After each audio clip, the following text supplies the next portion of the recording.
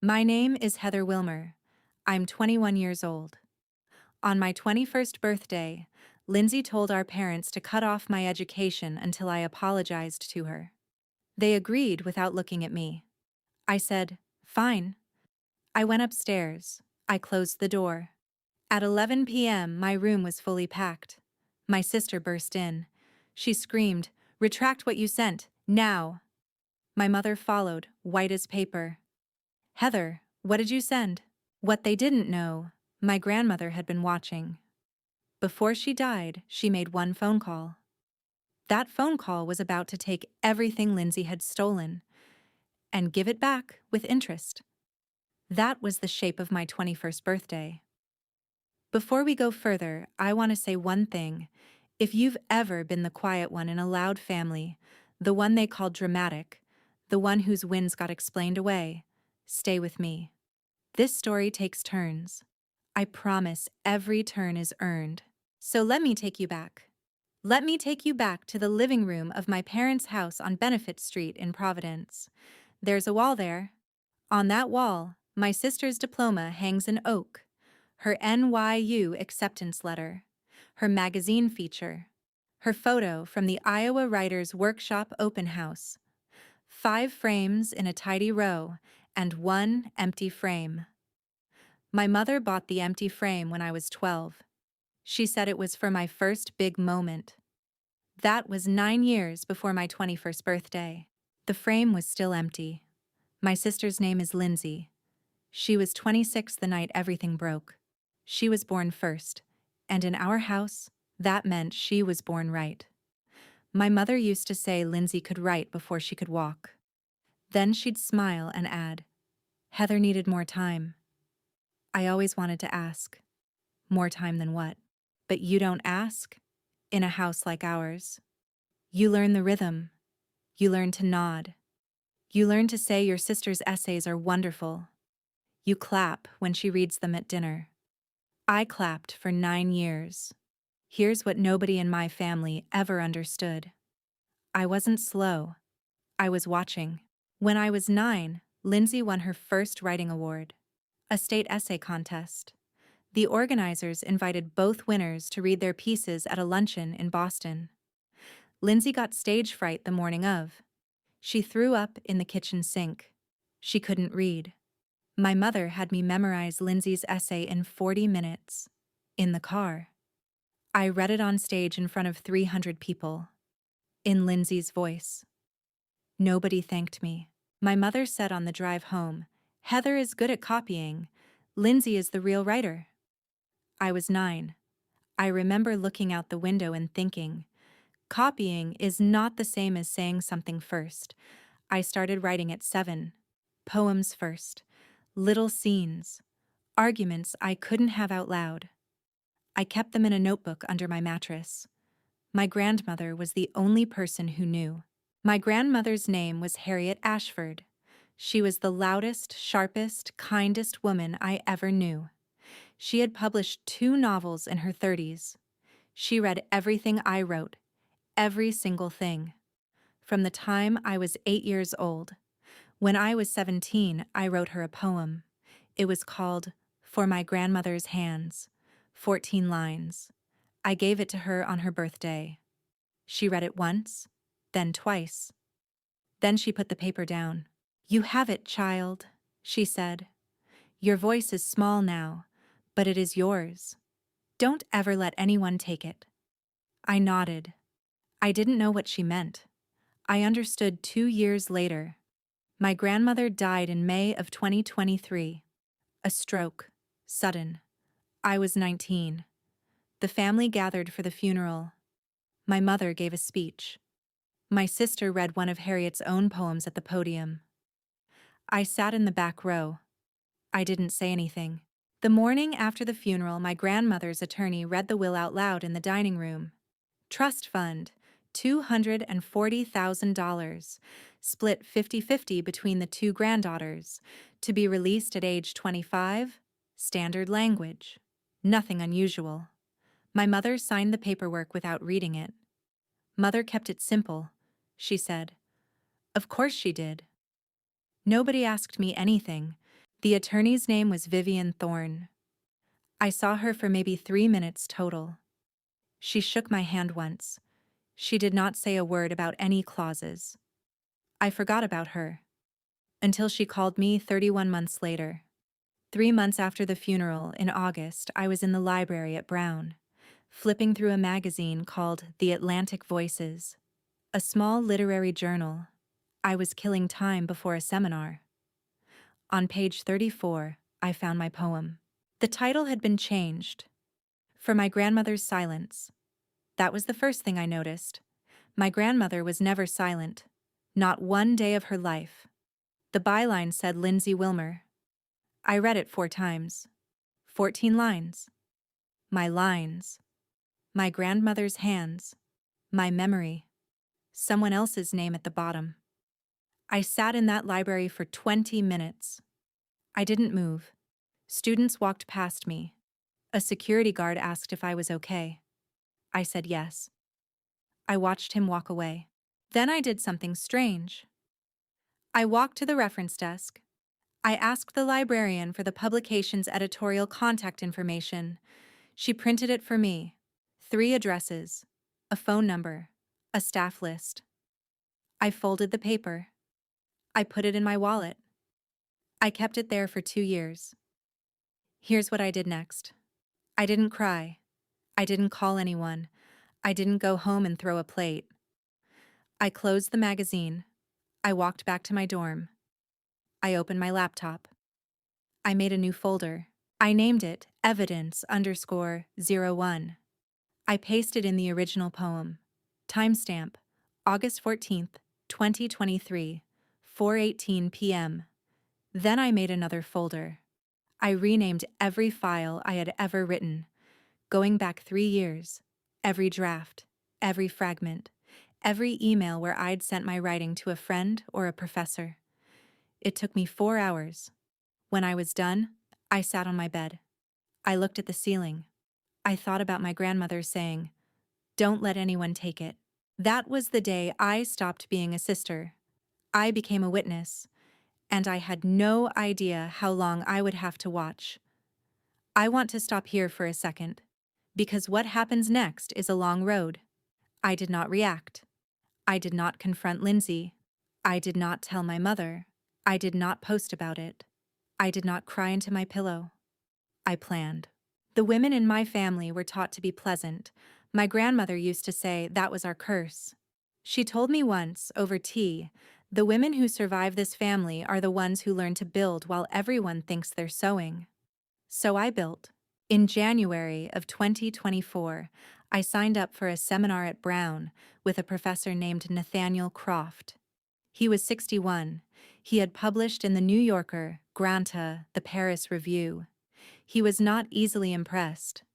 I didn't care about impressing him. I cared about learning to sharpen what I already had. 3 weeks into the semester, he asked me to stay after class. He sat behind his desk.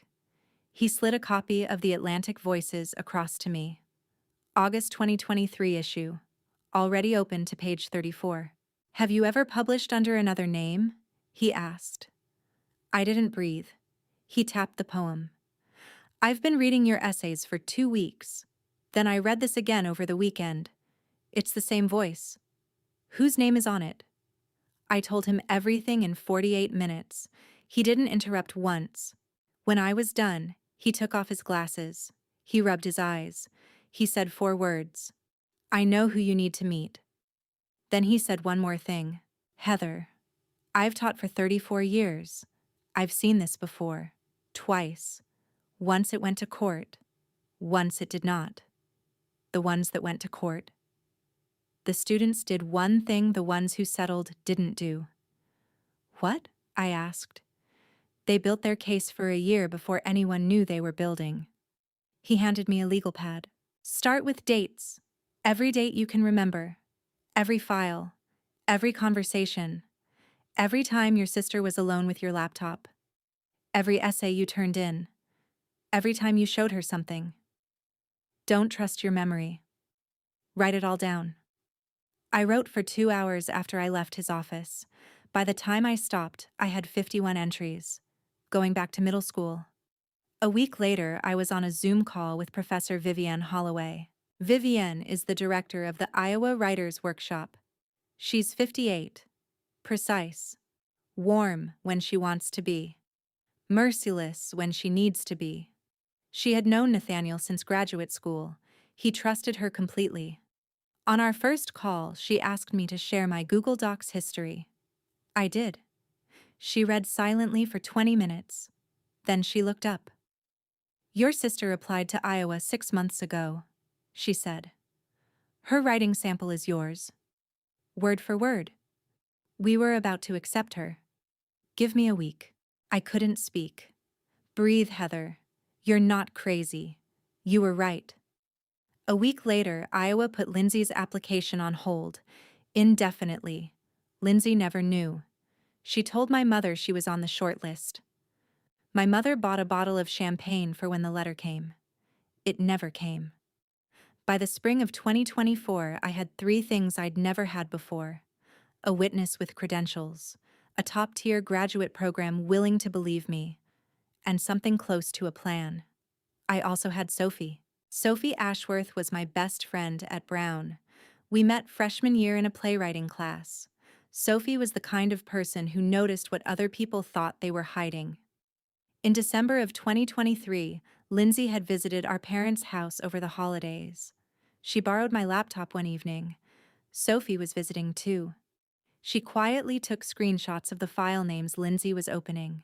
At the time, Sophie didn't know why she took them. Something in the room felt wrong, she said later, and she'd learned to trust that feeling. Those screenshots sat in her phone for 8 months.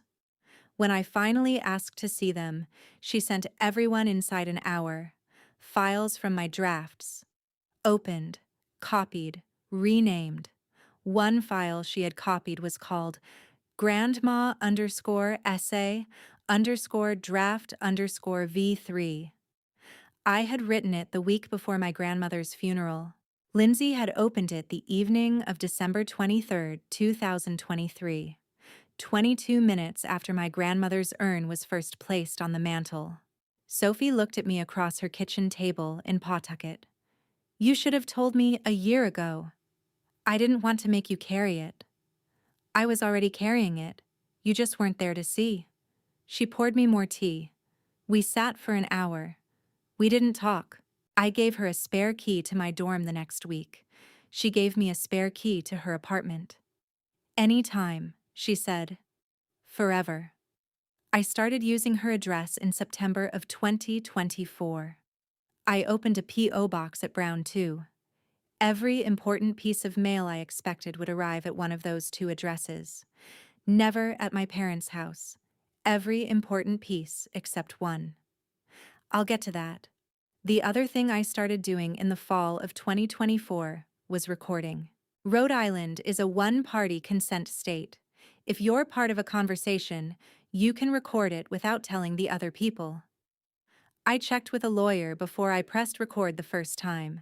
Carefully, twice. I ended up with 218 recordings over the next 13 months. One of them became the most important. April of 2024. I was home for Easter. Lindsay was in the living room, on the phone with an ex-boyfriend she was trying to get back. She thought I was upstairs. I was in the hallway.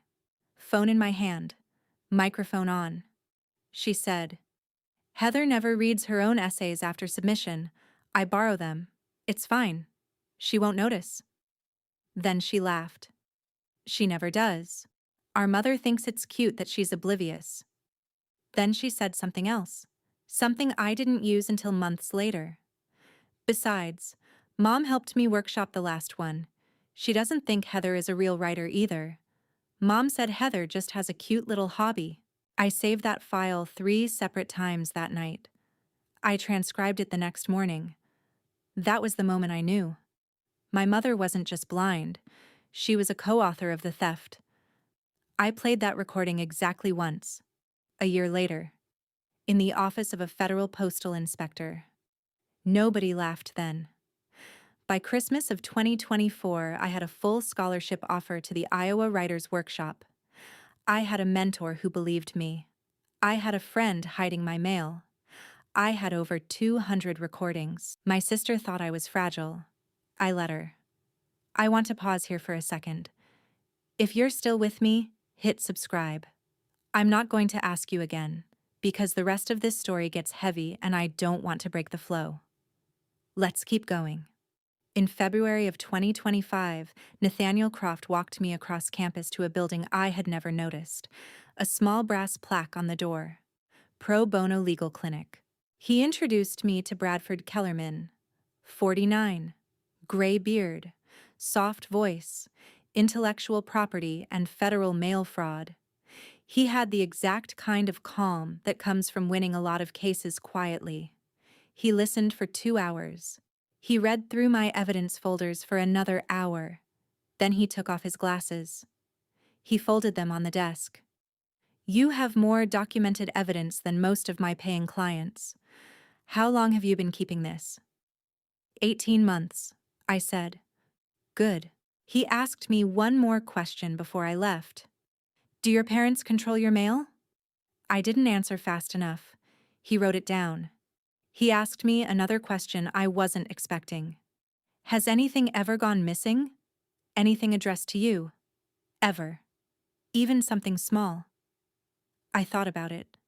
I thought for a long time.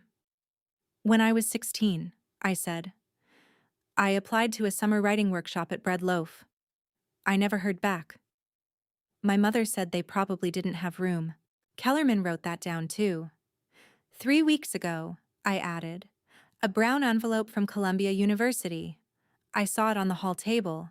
It was gone the next morning. My mother said it was junk. Do you remember what the return address said? English Department, Office of Fellowships. He looked up. Heather, your mother has been intercepting your mail for years. He said it like a diagnosis. I said, I know. When did you know? Since I was 12. I just couldn't prove it until now. Between March and August of 2025, Kellerman drafted 4 formal complaints. 1 to the United States Postal Inspection Service, 1 to the Iowa Writers Workshop Plagiarism Committee, 1 to the Rhodes Trust Regional Office, 1 to the editorial board of Redwater Press, where Lindsay had just taken a junior editor job in Brooklyn. He loaded all 4 into an electronic escrow system. Only I had the password. Only I had the trigger. Nothing would leave his office unless I said so. We met every 6 weeks to update facts. Every document was dated. Every claim was sourced. Every receipt was tagged. In August, he sent me one message. Everything is loaded. You have the PIN. Press it only when you're ready to never go home again. I went home for a weekend in late August. I watched my mother sort the mail. I watched her open a brown logo envelope. Read it. Place it in the family file. Not mine. Hers. She didn't hand it to me. I didn't ask. I drove back to my dorm that night. I emailed Kellerman 3 words. I think you're right. Now, in May of 2025, a different letter had gone out. I hadn't told anyone about this one. Not Croft, not Holloway, not Sophie, not even Kellerman at first.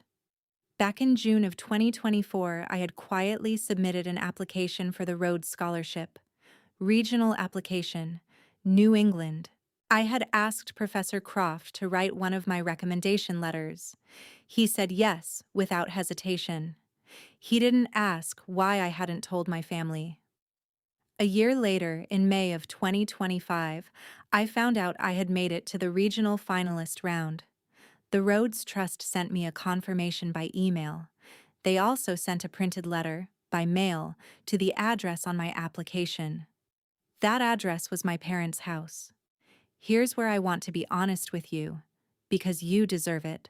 I could have had the letter forwarded to Sophie's address. I could have asked for digital-only communication. I didn't. I let the letter go to my parents' house on purpose, because I needed to know what my mother would do with it. I needed it on record. Kellerman had told me, calmly, 6 weeks earlier. If you want the federal charge to stick, it cannot be hypothetical. There has to be a physical letter, a tracked letter, a letter they had to choose to take. So I let them choose. The letter was sent on a Tuesday in September 2025. According to USPS tracking, it was delivered on Thursday. My mother called Lindsay on Friday morning. I know because Sophie's neighbor lives across the street from my parents' house. That neighbor is Sophie's mother's old college roommate. She saw Lindsay's Honda pull into the driveway on Friday afternoon. She texted Sophie. Sophie texted me. Your sister came home 2 hours ago. She never comes home on a Friday. Then, on Saturday night, the neighbor texted again.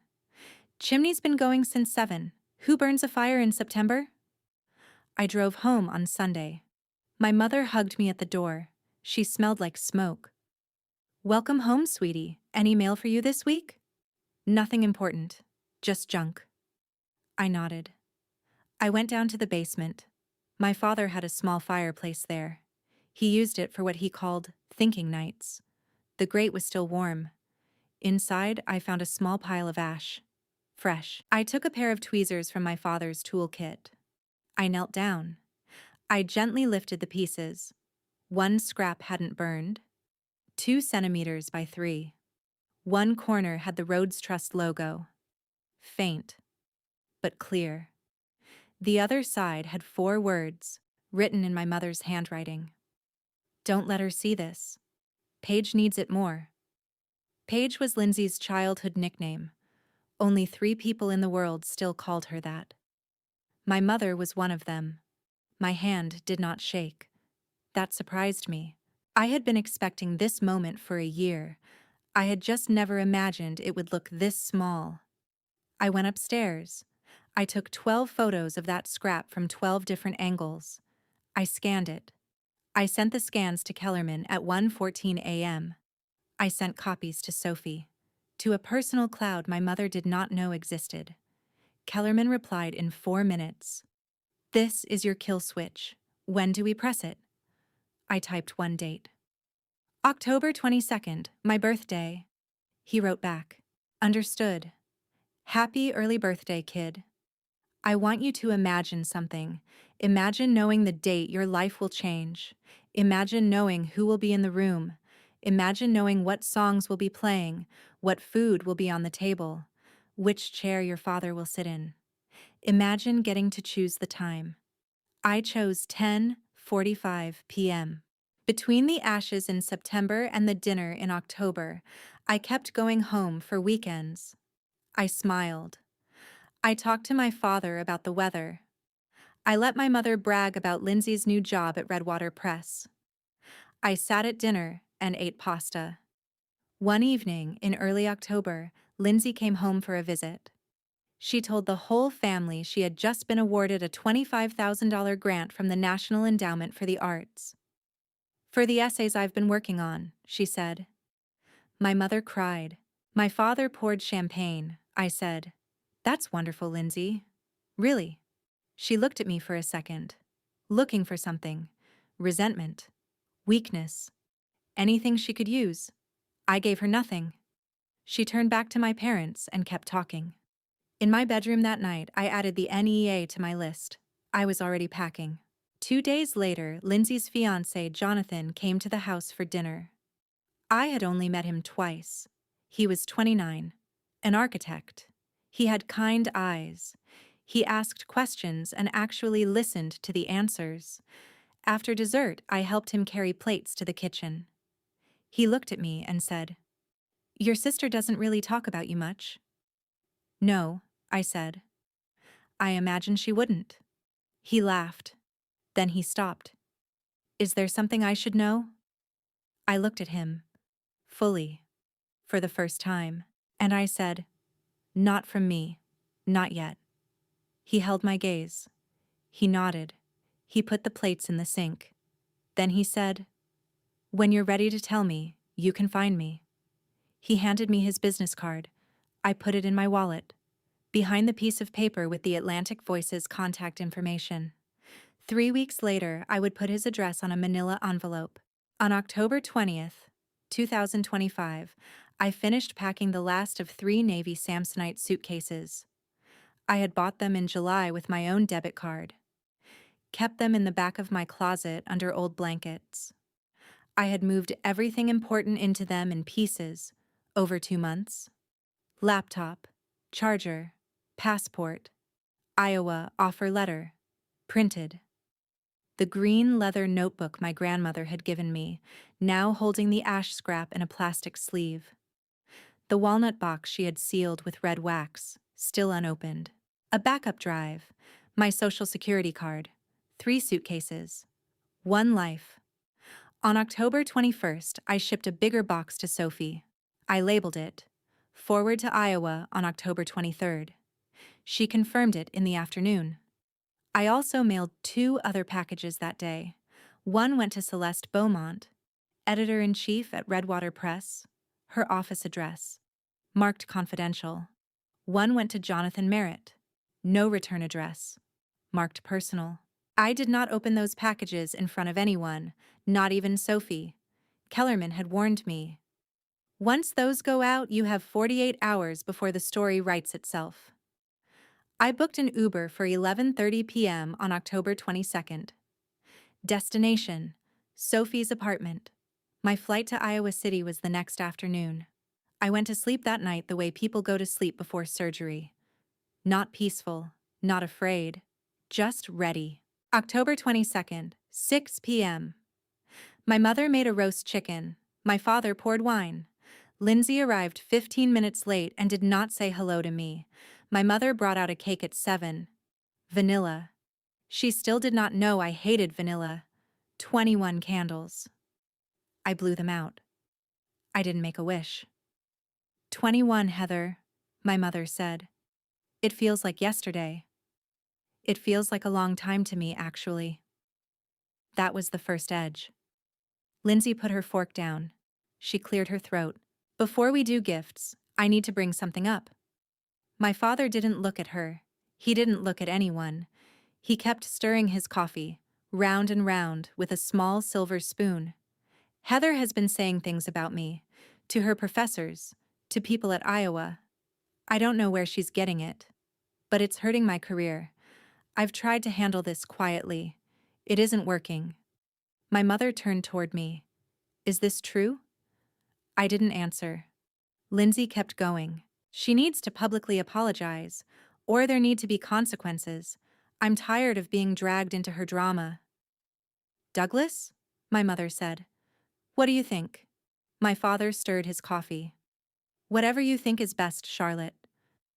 My mother turned fully toward me. Heather, we need to cut off your tuition until you apologize to your sister. It's for your own growth. You cannot keep doing this to our family. 3 faces across the table. None of them looking at me. My mother was looking at Lindsay. Lindsay was looking at my mother. My father was looking at his coffee. Not one of them looked at me. I said one word. Fine. My mother blinked. That's it? No argument? No. Lindsay frowned. She had expected me to fight. She needed me to fight. She wanted to win a visible argument. I wasn't going to give her one. I stood up. I walked out of the dining room. I went up the stairs. 17 steps. I counted them. I had been counting those stairs since I was 5 years old. I closed my bedroom door. I locked it. I sat on my bed. I looked at my phone. 7:42 p.m. 3 hours and 3 minutes until 11. I opened my laptop. Everything was already staged. All I had to do was wait. I texted Sophie. T-minus 3 hours. She wrote back. Couch is ready. So is everything else. I love you. Thank you for the last 18 months. Thank yourself. You got this. I spent the next 2 hours doing very small things. I wiped the top of my dresser. I folded a blanket. I made the bed. I placed the walnut box on top of my laptop bag. Still sealed. Still waiting. I touched the green notebook with the ash scrap inside. One last time, just to make sure it was there. Downstairs I could hear them talking. My mother's voice. Low. Planning. Lindsay's voice. Rising. My father's silence. At 9:22 p.m., I heard Lindsay on the phone with Jonathan. Baby, please call me back. Mom and I are handling a thing with Heather. I need to know you support me. He did not call her back. He had already opened the envelope I mailed him on October 21st. Then, at 10:40 p.m., I sat on my suitcase. I opened my laptop. I typed an email to Kellerman. Subject, press it. Body. Now. I sent it. At 10:46 p.m., Kellerman replied. Sent. USPS Iowa. Roads. Redwater. All four. Godspeed, kid. At 10:47, my phone buzzed. A forwarded email. Iowa Writers Workshop Ethics Committee. Subject line, formal inquiry, plagiarism allegation, immediate response required. Sent to my sister.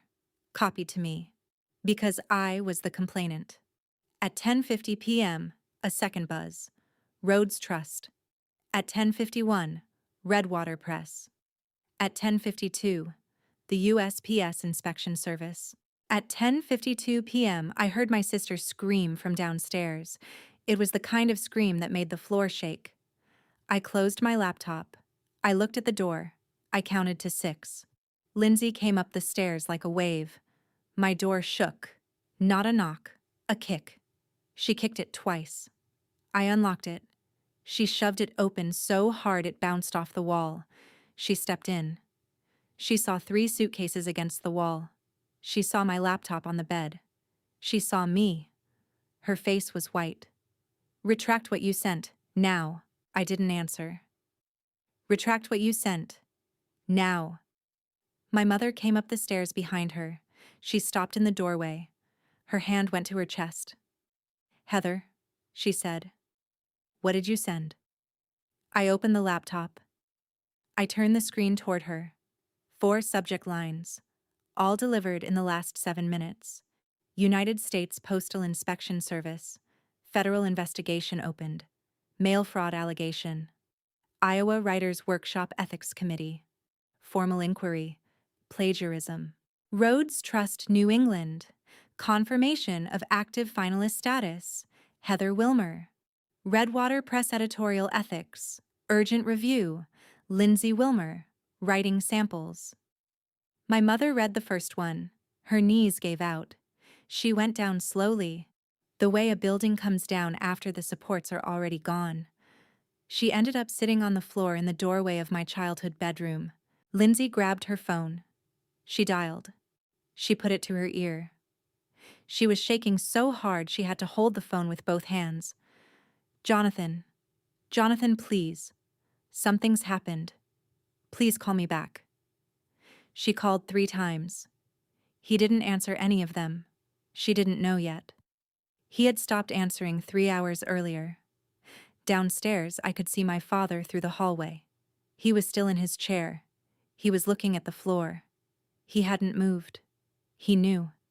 He had known for a long time. There's nothing to retract, I said. I kept my voice low. It's been sent. It's federal. It's not mine anymore. My mother looked up from the floor. Her eyes were wet, but she wasn't crying yet. She was still in shock. Heather, please. We can fix this. We can talk. We're your family. There's no we, I said. I'm your mother. You were my mother when I was 7. You stopped. She made a sound then. Something small and dry, like paper tearing. I picked up the first suitcase. Lindsay tried to block the doorway. I stepped around her. She grabbed my arm. You can't do this to me. You don't know what this will do to me. I looked at her hand on my arm. I looked at her face. Her mascara had run. Her mouth was open. She looked, for the first time in my life, younger than me. I understand exactly what it will do, I said. That's why I did it. She let go. I carried the first suitcase down the stairs, then the second, then the third. I made 3 trips. Nobody helped me. Nobody stopped me. My father didn't move from his chair once. On the last trip, I paused beside him. I looked at the side of his face. Dad. He didn't turn. Dad, look at me. He didn't. I kept walking. At 11:30 p.m., the Uber pulled into the driveway. My mother followed me to the front door. Her hair had come loose. Her voice was breaking. Heather, please. Where will you sleep tonight? I turned. I looked at her. I had waited 21 years for her to ask me a question like that. Somewhere I should have gone a long time ago. I walked out. Lindsay ran into the driveway in her socks. She was screaming my name. The driver loaded my suitcases without a word. He glanced at her once. He glanced at me. Ma'am, should I wait? No. Please drive.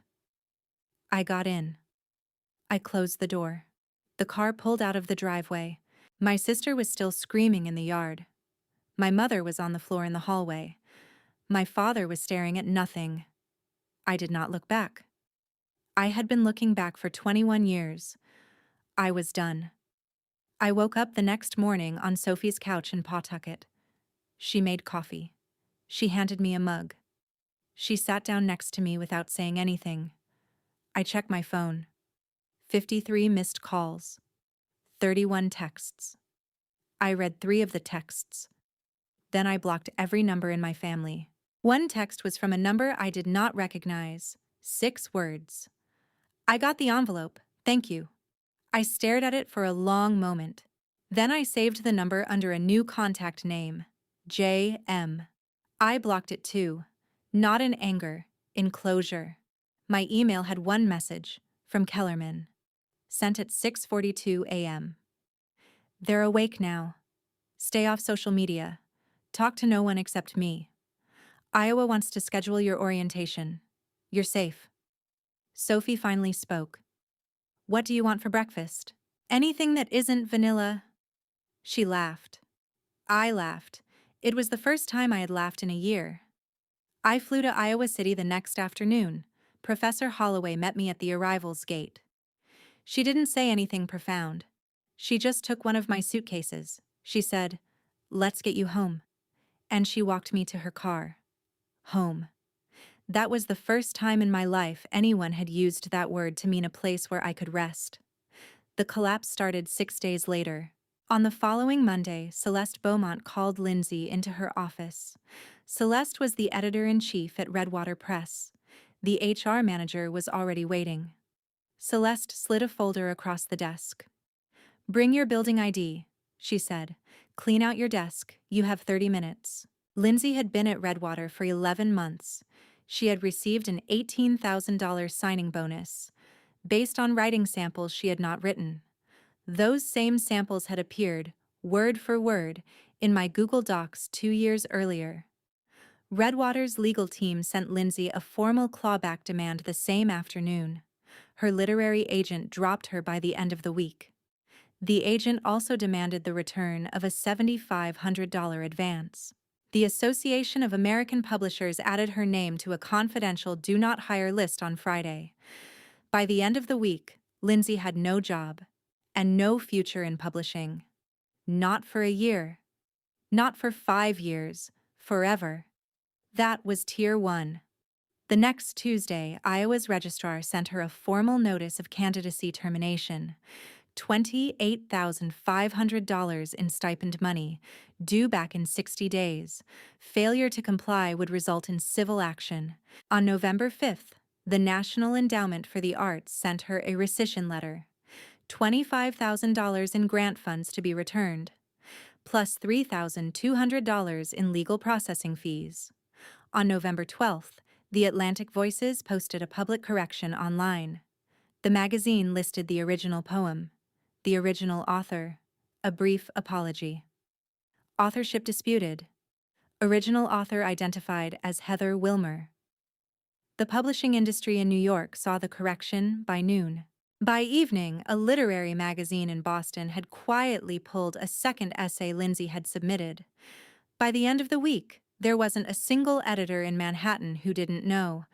Tier 2. On November 8th, a package arrived at Jonathan Merritt's apartment in Brooklyn. Jonathan was Lindsay's fiancé. He was 29, an architect. He had kind eyes. He had proposed to Lindsay 6 months earlier. The package had no return address, but it was actually the second envelope I had sent him. The first arrived on October 23rd. This one contained more. Inside was a folder of evidence and a USB drive. On the drive was a single audio file, 11 minutes long. Lindsay, bragging to a friend about him. He thinks I'm brilliant. He has no idea. Jonathan listened. He stopped the file halfway through. He drove to New Haven that night to see his parents. He came back 3 days later. He drove to Lindsay's apartment. He did not ring the bell. He stood at the door. "The ring," he said. "Now." She opened it. She had been crying for a week. Her face was hollow. "Jonathan, please let me explain. The ring. Now." She took it off. She placed it in his palm. He closed his hand. He turned. He walked down the stairs. He did not look back. 2 days later, his lawyer filed a small claims case in Rhode Island to formally recover the ring. $11,200. Jonathan never spoke to Lindsay again. She sent him letters for 3 months. He returned every single one, unopened. He was the only thing she had ever wanted that she could not steal. Tier 3. On November 15th, a federal postal inspector named Darren Fitzgerald visited my parents' house. Lindsay had moved back into her childhood bedroom 2 weeks earlier. She couldn't afford her Brooklyn rent anymore. Fitzgerald was calm, badge out, polite. "Ms. Wilmer, intercepting mail containing a Rhodes Scholarship notification is a federal offense under 18 U.S.C. Section 1708. He left a business card and a summons. My father had to hire a criminal defense attorney. It cost him $31,000 in retainer. On November 20th, Lindsay accepted a plea deal. Federal misdemeanor, no trial, no prison, 500 hours of community service, 3 years of probation, $8,000 in fines, a permanent federal criminal record, a 5-year ban on travel to the United Kingdom and Canada. On November 28th, NYU conducted a retroactive audit of her bachelor's thesis. They found 2 chapters that contained language traced to essays I had written when I was 15 years old. 15. I wasn't even in high school yet. NYU revoked her bachelor's degree. At 26, my sister no longer had a college degree. Tier 4. On November 25th, my mother was asked to resign her partnership at Hawthorne and Beck. She had worked there for 16 years. The Rhode Island bar opened an ethics inquiry into her role in the mail fraud. Her license was suspended for 2 years. Her senior partner, a man named Henry Beck, drove to her house the evening of her resignation. I learned this later. He sat in his car in the driveway for 20 minutes. Then he drove away without getting out. Her name came off the firm's website the next morning. Her biography. Her photograph. Her cases. Gone. 16 years deleted by a web administrator in under 15 minutes. My father took early retirement on December 1st. He was 58. He had planned to work until 65. He started writing me letters. 1 a week. He wrote them by hand. He sent them to Sophie's address. Sophie forwarded them to Iowa City. I never opened a single one. I kept them in a box in the hall closet of my apartment. The box is still there. I'm not ready to read them yet. Maybe one day. Not this year. Tier 5. On December 8th, I flew to Boston for my Rhodes Regional interview. I wore a plain blouse, pressed slacks. I answered every question they asked me. I talked about my grandmother, without saying her name. I talked about voice. I talked about what it meant to have to prove you were the author of your own mind. One of the panelists asked me what I had learned in the last 2 years. I thought about it. Then I said, that silence is a strategy, not a condition. Nobody spoke for 6 seconds. I counted. A week later, on December 15th, I received an email from Dr. Malcolm Fairbanks, the regional chair. I was not chosen as a Rhodes Scholar. I had been selected as a Rhodes Scholar honorable mention. That means my name went into the final round's official record as a finalist worthy of distinction. Not a winner. Not exactly a loss. A quiet recognition. I sat with the email for 20 minutes in my kitchen in Iowa City. I did not cry. I did not call anyone. I made tea. I thought about my grandmother. I thought about what she used to say about almost. The hardest kind of peace is the peace you make with almost. Then I thought about my sister. On December 17th, the Providence Journal ran a short article, 3 paragraphs. Local student named Rhodes Honorable Mention. Amid federal mail fraud case involving family, my sister read it in our parents' kitchen. Here's the part I want you to really hear, because this is the part that broke her. It broke her because she finally understood what I had already known. She had burned the letter. She had committed federal mail fraud. She had lost her job, her degree, her fiancé, her reputation, her freedom, in every real sense. She had burned a letter to prevent a result. The result was never going to happen. I wasn't going to win the Rhodes. She had burned a letter to stop nothing. She had lost her entire life to prevent a thing that was never going to happen. 2 days later, on December 19th, my sister checked herself into Silver Hill Hospital in Connecticut. She walked in alone. The nurse who admitted her told me later that when Lindsay handed over her wallet at intake, she was still holding a folded newspaper in her other hand. The Providence Journal article from December 17th. The nurse had to pry it gently out of her fingers. Lindsay said only one thing at intake, according to the nurse. She repeated it twice. It didn't even matter. It didn't even matter. That is what dark irony looks like when it lands. Not a bang. A hand that won't let go of a piece of paper. On December 20th, at 9 in the morning, my phone rang. The voice on the other end was warm, older, steady. Heather, this is Vivian Thorne. I was your grandmother's attorney.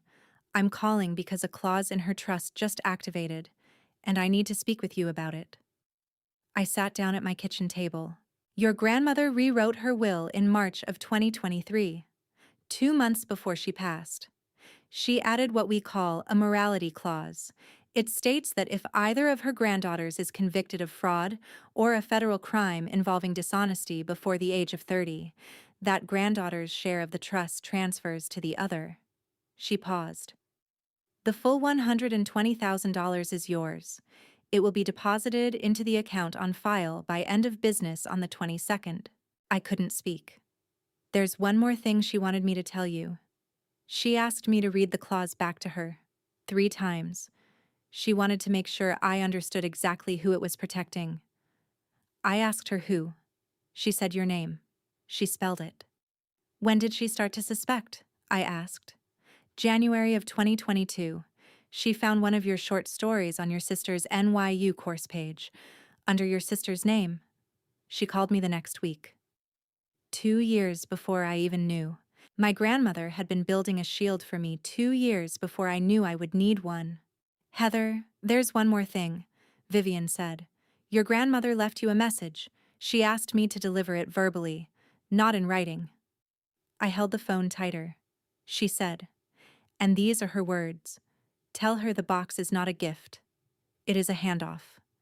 Tell her the book waits for her, but only her. I thanked Vivian. I hung up. I sat at the kitchen table for a long time. The snow had started outside. I walked to the closet. I took out the walnut box. It had been sealed for 29 months. The red wax still showed her initials. HA to HW. I broke the seal. Inside were 4 things. 1. A stack of manuscript pages, 187 of them, typed on her old Smith Corona, unfinished. The title she had penciled at the top read, The Ashford Women. 2. A Mont Blanc fountain pen. Her pen. Black. Gold nib. Still had ink. 3. A string of small freshwater pearls. 4. A 4-page handwritten letter, dated May 5th, 2023. I read the letter. She had written it 2 weeks before she died. Heather, if you are reading this, you are 21, and I am gone, and they have hurt you. I knew they would. I have known since you were 7 years old, and your mother stopped looking at you the same way. I tried to protect you while I was alive, by being the only one in that house who saw you clearly. Now, I have to protect you after. I left you half of everything, but I wrote a clause that none of them know about. Your sister will try to take what is yours. She may already have. When she is caught, her share becomes yours. That is my final gift. My other gift is this book. I could not finish it. My hands gave out. Finish it for me. Sign your own name this time. Do not be afraid to be the author of anything, ever again. Your voice is a fire, child. Nobody can burn it. It is inside you, not on paper. Now go live, write everything. Love, Grandma H. I sat with that letter for over an hour. Then I picked up her pen. I uncapped a blank notebook. I wrote 3 words at the top of the first page. The Quiet Architect. Then I started writing. Here's what I did with the money. $95,000 went into a small apartment in Iowa City. Cash. No mortgage. No loan. No bank between me and my front door. Ever again. $25,000 went into a new scholarship at Brown, the Harriet Ashford Literary Scholarship, for one woman writer a year from a family that tried to silence her. The first recipient would be selected the following spring. I would not be on the committee. I would not know her name. That was the point. I wrote for 6 weeks. 8,400 words. A short story. It wasn't about my sister. It wasn't about my mother. It wasn't revenge. I didn't need revenge anymore. I had something better. I had my voice. And I had every hour of every day to use it however I wanted. The story was about a girl who builds a house out of paper. Everyone tells her the house will burn. She builds it anyway. When it burns, she realizes the house was never the point. The building was. I finished the draft on December 20th. I revised for 2 days. On the second Monday of December, I submitted it to the New Yorker. Fiction portal. Cover letter. 3 sentences. I did not mention my last name. I did not mention my family. I did not mention anything except the work. On December 23rd at 9:17 p.m., my laptop chimed. An email from a fiction editor named Janet Nolan. Subject: regarding your submission, The Quiet Architect. Body: Ms. Wilmer. We'd like to discuss this piece with you after the holidays. Please reply at your convenience in January. I read the email.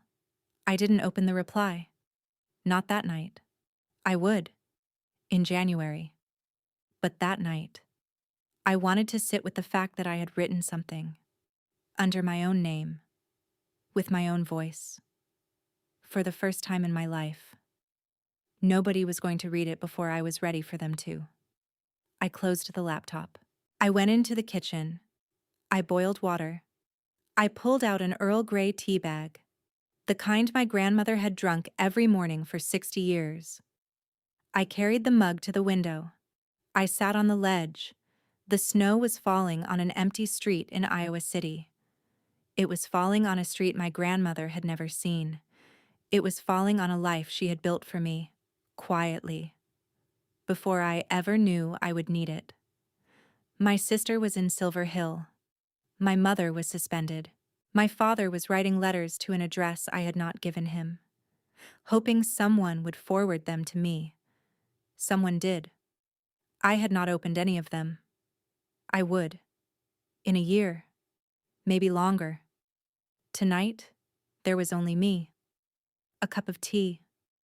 a pen on the desk that had belonged to a woman who knew my voice before I did, and 187 pages of a book that was waiting to be finished. I watched the snow. My name was on everything I had written. Hers would be on the book I was going to finish. And that was enough. That was more than enough. If you made it this far, I want to say one thing before I go. The quietest people in your life are not weak. They are often the ones keeping the evidence. They are often the ones doing the work nobody sees. If that is you, I want you to know. Your grandmother, or your mentor, or your friend, is probably building something for you, right now, quietly, while no one is watching. Let them. And when your time comes, build back. Thank you for listening. I'll see you in the next story.